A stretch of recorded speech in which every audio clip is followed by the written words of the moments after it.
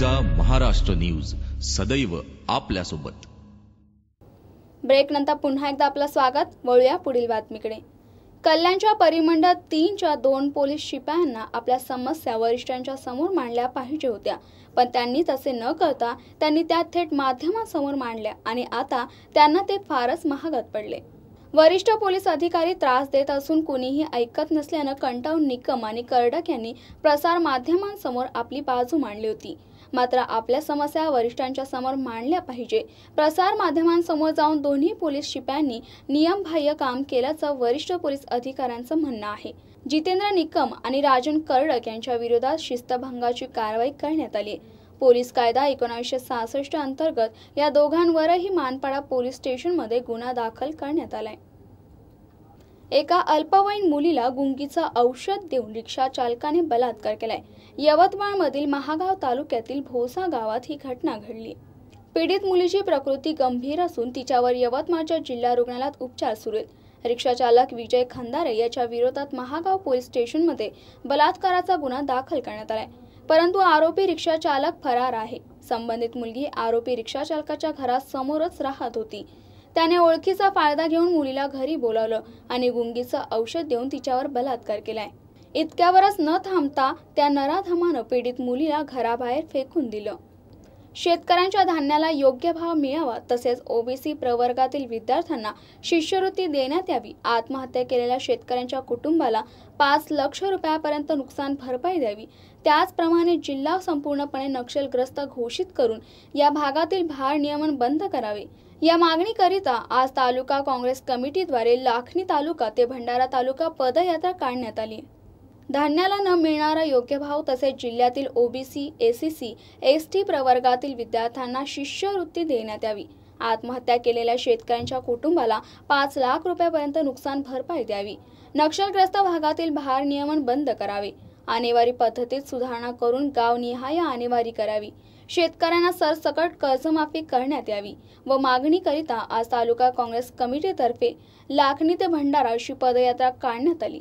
या पदयात्रेचे संचालन माजी आमदार सेवक वाघाई यांच्यातर्फे करण्यात आलं होतं। या पदयात्रेचा निमित्त कार्यकर्ते रस्त्यावर उतरले खरे, मात्र शेतकऱ्यांना पाहिजे प्रतिसाद या पदयात्रेतून दिसून येत नव्हता। पूर्ण त्याचं आर्थिक जीवन अवलंबून आहे आणि आज तो आत्महत्या करायला निघालेला आहे। 800 रुपये क्विंटल हा प्रति ब ग्रेडचा, 1100 रुपये अ ग्रेडचा या धानाला सुद्धा आणि मागणी नाही। व्यापारी तर 700 रुपये क्विंटल घेत आहे। त्याने जे शेतीमध्ये लावलं ते सुद्धा त्याला मिळत नाही, पण त्याला आता संपूर्ण जीवन संपवण्याशिवाय काही पर्याय नाही। त्यामुळे मी सांगितलं आहे, कोणीच जीवन संपवू नका, त्याच्याकरता काँग्रेसचा कार्यकर्ता मदत करेल आणि ती एक मागणी केली। कोणीच मरणाने काही मिळत नाही, लहान मुलांपासून सोडून जाऊ नये। दुसरा मुद्दा ओबीसीचा स्कॉलरशिप नाही, ओबीसीला प्रमोशन नाही, एससी, एसटी, आदिवासीचे पट्टे मिळत नाही। ह्या सगळ्याच्या त्या शासनाने आमच्या शासनामध्ये झालेल्या गोष्टी आहेत, त्याला इम्प्लिमेंट करायचं काम फक्त यांना होतं। हे काहीच करत नाही, गोष्टी करायचं काम केलं। शहरी लोकांना फक्त सुविधा देतात, ग्रामीण लोकांना मात्र हे तसंच दाबून ठेवण्याचं काम चाललं आहे आणि भारताचा 70% नागरिक हा ग्रामीण भागात राहतो। बातमी आहे भंडारा येथून। भंडारा लाचलुचपत विभागाने आज सापळा रचत पवनी येथील भूमी अभिलेख कार्यालयातील कार्यरत असलेल्या 3 कर्मचाऱ्यांना 8,000 रुपयाची लाच घेताना रंगेहात अटक केली। असे असून यामधील विशेष बाब म्हणजे तक्रारकर्त्याकडून फक्त फोनवर तक्रार देण्यात आली होती।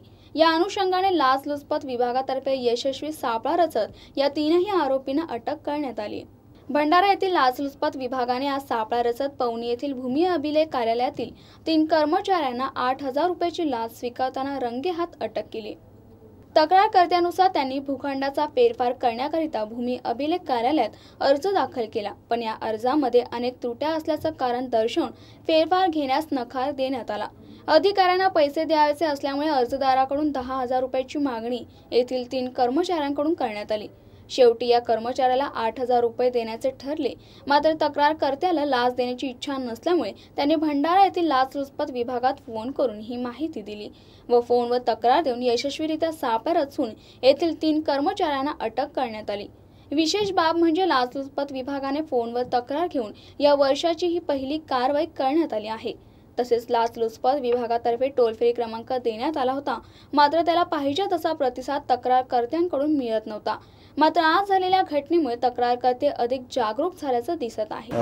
पवनी येथील एक तक्रारदार आहे, त्यांनी आम्हाला आपला जो टोल फ्री क्रमांक आहे 1064 या फोनवर कॉल केला आणि त्यांनी सांगितलं की भूमी अभिलेख पवनी येथील कर्मचारी त्याला फेरफार करण्याकरता 10,000 रुपयाची लाच मागत आहे।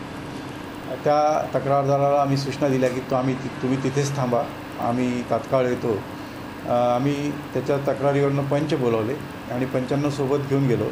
त्या ठिकाणी तक्रारीला एकांतस्थळी बोलावलं, तिथे दर्गा आहे, त्या दर्ग्यावर त्याची तक्रार घेतली आणि त्या तक्रारीनुसार सापळा रचण्यात आला। तर भूमी अभिलेख कार्यालयातील महेश काशीनाथ हिंगे हे वरिष्ठ लिपिक आहेत, त्यांचं परीक्षण भूमापक असं त्यांचं पद आहे। त्यानंतर तीर्थराज सहस्राम डोंगरे हे शिपाई आहे, पण हा शिपाई स्वतःला अधिकारी समजून वागतो, तिथले दिसायला तो स्मार्ट आहे आणि सगळे लोक त्याला तिथे अधिकारी समजतात। त्या दोघांनी मिळून त्याला पहिले 10,000 रुपयाची मागणी केली आणि तडजोडीनंतर 8,000 रुपयात त्यांचा सौदा पक्का झाला। मग सापळा कारवाई करण्यात आली। 8,000 रुपये त्यांनी एक जितेंद्र दादाजी कांबळे नावाचा खाजगी इसम आहे त्याच्यामार्फत स्वीकारले। त्यांना तिघांनाही आपण हे लाच रक्कम स्वीकारताना रंगेहात पकडलेले आहे। बातमी आहे जळगावहून। जळगाव जिल्हा मध्यवर्ती सहकारी बँकेवर अपेक्षेप्रमाणे नामदार एकनाथराव खडसे यांच्या नेतृत्वाखालील सहकार पॅनलने दणदणीत विजय मिळवत सत्ता काबीज केली। सहकार पॅनलला 18 तर विरोधी शेतकरी पॅनलला फक्त 3 जागांवर समाधान मानावे लागले। या निकालाच्या माध्यमातून नाथाभाऊंचे जिल्हा बँकेवर पूर्ण वर्चस्व प्राप्त झाले। कालच्या निकालात रवींद्र भैया पाटील यांना ईश्वर चिट्टीने साथ दिल्याने त्यांची पुन्हा संचालक म्हणून निवड झाली। जळगाव जिल्हा मध्यवर्ती सहकारी बँकेच्या निवडणुकीचे वारे सुरू झाले तेव्हा प्रारंभी ही निवडणूक बिनविरोध व्हावी असा सूर उमटला। नामदार एकनाथराव खडसे यांच्या नेतृत्वाखाली सर्वपक्षीय पॅनलच्या निर्मितीसाठी अनेक बैठका झाल्या। यात भाजपासह शिवसेना, राष्ट्रवादी आणि काँग्रेस पक्षाचे नेते सहभागी झाले। अनेक दिवस जागा वाटपाच्या सूत्रावरून कथ्याकूट सुरू झाला होता। सर्वप्रथम अमळनेरचा निकाल लागला। यात सहकार पॅनलचे अनिल भाईदास पाटील यांना 52 तर त्यांचे विरोधक पद्माकर गोसावी यांना 39 मते मिळाल्याने अनिल पाटील विजयी झाले। सहकारच्या सौ प्रतिभा राणे आणि शेतकरीचे रवींद्र भैया पाटील यांना समान मते मिळाल्यामुळे ईश्वर चिठ्ठीचा कौल घेण्यात आला। यात रवींद्र भैया विजयी झाले। भुसावळमधून आमदार संजय सावकारे यांनी बाजी मारली। भडगावतून नानासाहेब देशमुख विजयी झाले। यानंतर अन्य मतदारसंघातून मतमोजणी सुरू झाली। यात इतर मागासवर्गीय मतदारसंघातून खासदार एटी नाना पाटील, इतर संस्था प्रतिनिधी मतदारसंघातून गुलाबराव देवकर, अनुसूचित जाती जमाती मतदारसंघातून चंद्रकांत सोनवणे आणि इतर विजयी, तर महिला राखीव गटातून रोहिणी खडसे खेवलकर व सौ तिलोत्तमा पाटील हे सहकार पॅनलचे सर्व 18 उमेदवार निवडून आले आहेत। जळगाव जिल्हा मध्यवर्ती सहकारी बँकेमध्ये सहकार पॅनलच्या 21 पैकी 19 जागा प्रचंड मताधिक्याने निवडून आल्यात। एक जागा आमची ईश्वर चिठ्ठीने पडली, म्हणजे जवळपास 20 जागांपर्यंत आम्ही पोहोचलेलो। आणि आता मतदारांनी एक जबाबदारी आमच्यावर घातली की या ठिकाणी जी धुळदाण या बँकेची आतापर्यंत झाली, जी अत्यंत चांगल्या अवस्थेत असलेली बँक डबघाईस गेली, ती प्रगतीपथावर आणणं, शेतकऱ्याला मदत करणं, पूरक व्यवसायासाठी त्याला कर्ज उपलब्ध करून देणं आणि अनेक ठिकाणी ज्या बँकांच्या संदर्भामधल्या खातेदार आहेत किंवा कर्ज थकलेलं आहे ते वसूल करणं।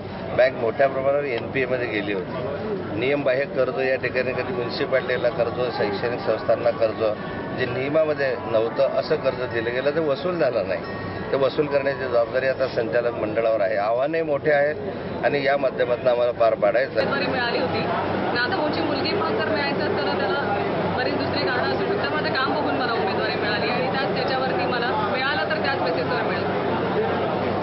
पॅनलला बहुमत मिळालं आहे कारण हे पूर्ण सगळ्या जळगाव जिल्ह्यातल्या लोकांचा आमच्यावरती विश्वास आहे।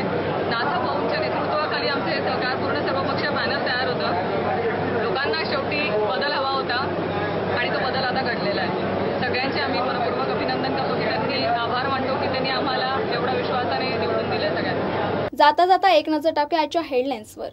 मुस्लिमांच्या मताधिकाराविषयी लेखाबाबत खासदार संजय राऊत यांना निवडणूक आयोगाने बजावली नोटीस। उत्तर देण्यासाठी संजय राऊत यांना 11 मे पर्यंतची मुदत।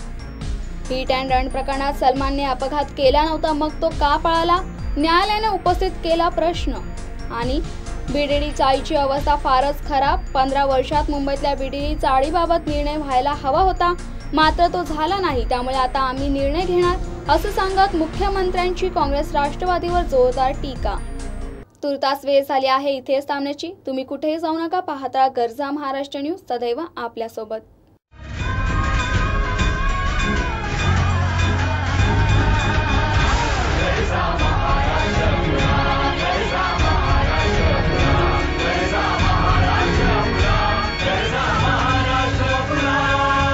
गरजा महाराष्ट्र न्यूज, सदैव आपल्यासोबत.